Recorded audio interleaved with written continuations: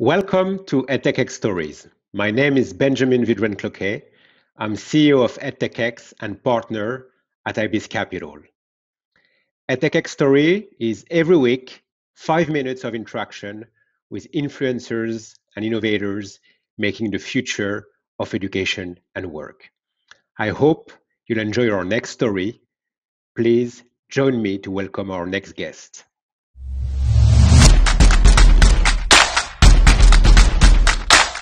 I'm David Blake. I live in Salt Lake City. I'm actually a part of the great COVID migration. I was in San Francisco for 10 years, but as of last summer, made it back to my hometown, Salt Lake City, Utah.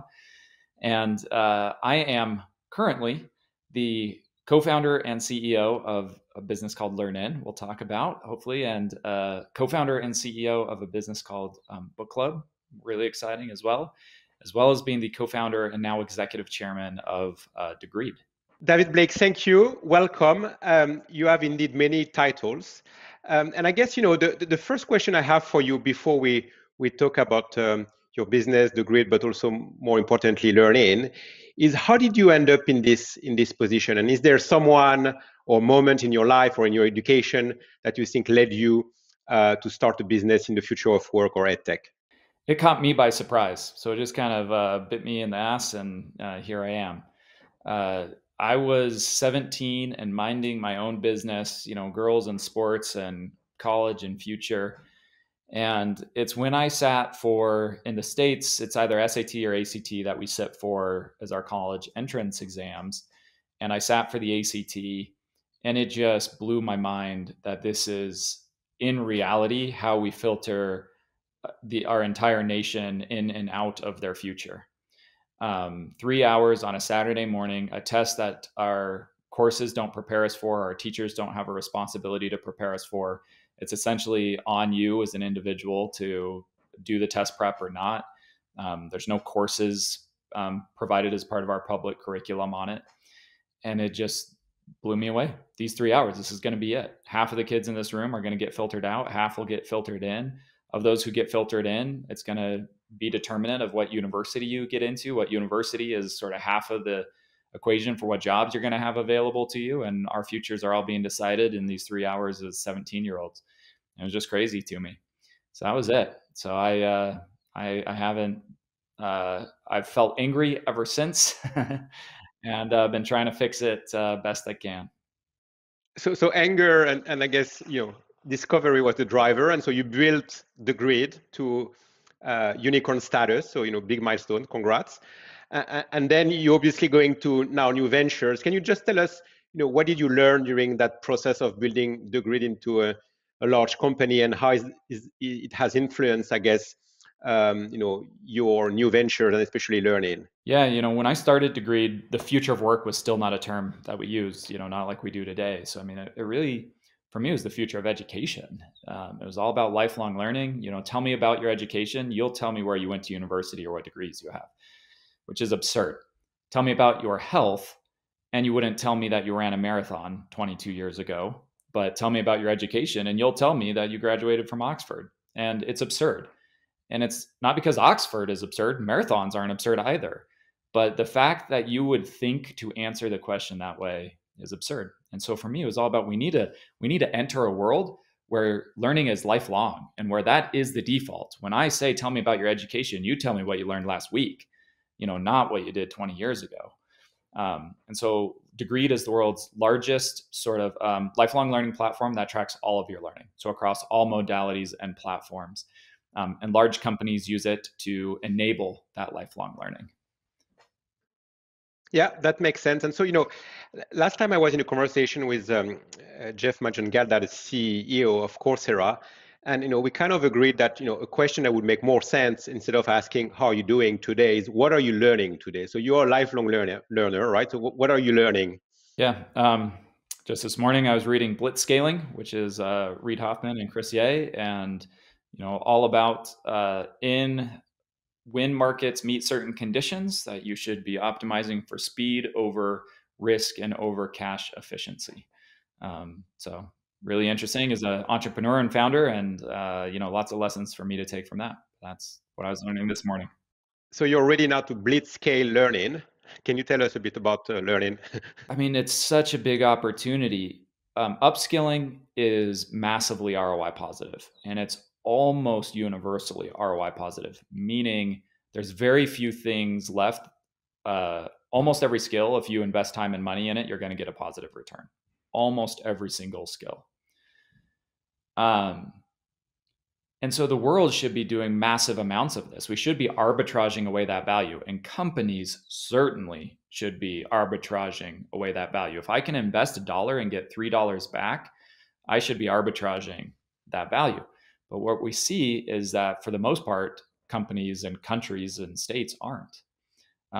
So the World Economic Forum puts it globally, it's about 50% of the world's workforce is at risk of displacement within a 3-year time horizon if they don't upskill. So we've huge need, and it's massively ROI positive. We've got to just be doing more of it. And so LearnIn's mission was to identify what are the barriers then that are keeping people from it. And the barriers, it's quite simple. It's time and money.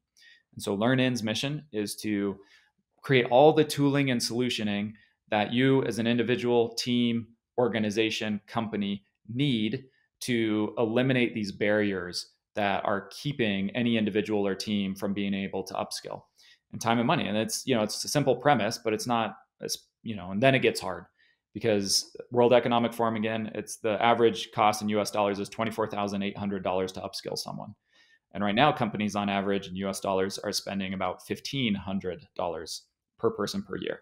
At that rate, it'll take you 20 years to upskill someone. That's just, we can't operate that way. So we need to get more time. We need to get more money. We need to remove these barriers. And that's what we're doing. We're helping companies find time and money and unlock that ROI and capture all that value. Yeah, it's interesting. I always say that the education and future of work markets have a bring your own billion challenge, right? Education, there is 1 billion net new entrants coming into education. So how do you scale that? How do you respond to that market?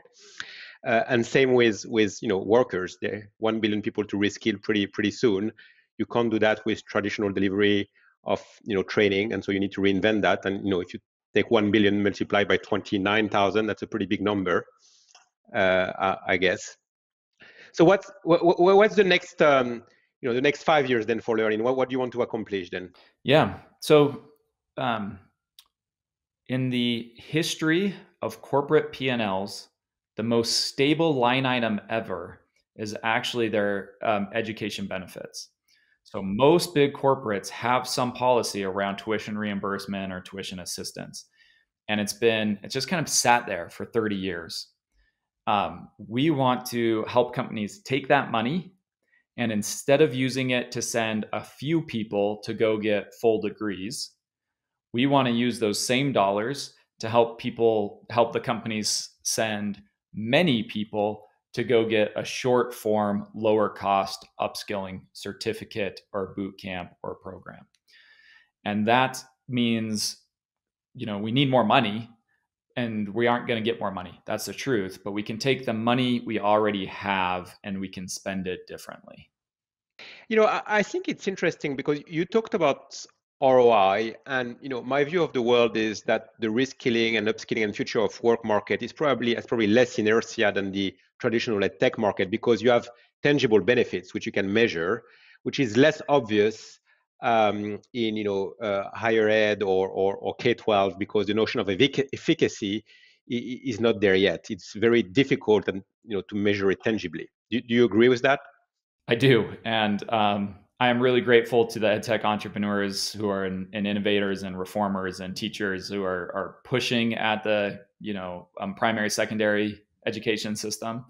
But yeah, it's hard finding the efficiency, the efficacy, the outcomes. It's a different ballgame. In enterprise, they typically are measuring a lot of stuff, not perfectly, but it is easier to find the outcomes, the improvements, and be able to sort of measurably, tangibly report back on what you were able to provide.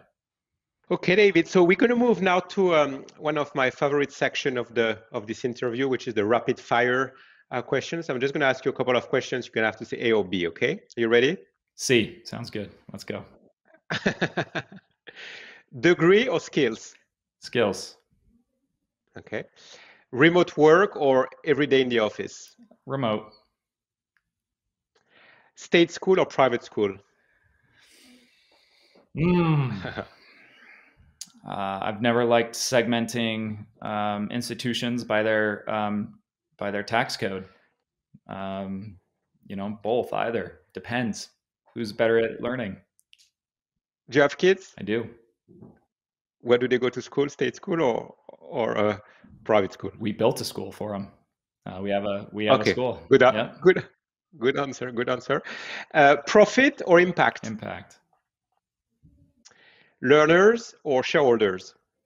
Learners. Teacher or technology?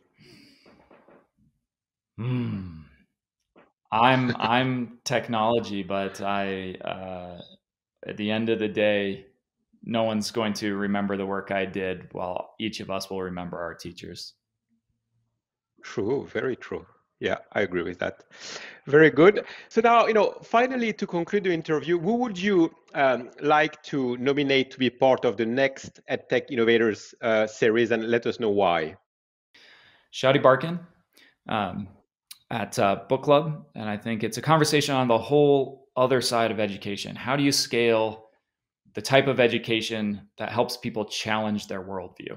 How do you scale the kind of education that develops empathy and critical thinking for adults at scale globally once they are outside of our systems of education? And I think Shadi would be great for that conversation. Okay. And can you remind us what is the tagline of Book Club? When the book ends, the conversation starts? Yep. When a great book ends, the conversation begins. I like that. David, thank you very much. This was David Blake for EdTechX Innovator Stories. Thank you very much. Bye-bye, David. Talk soon. Awesome. Thanks so much.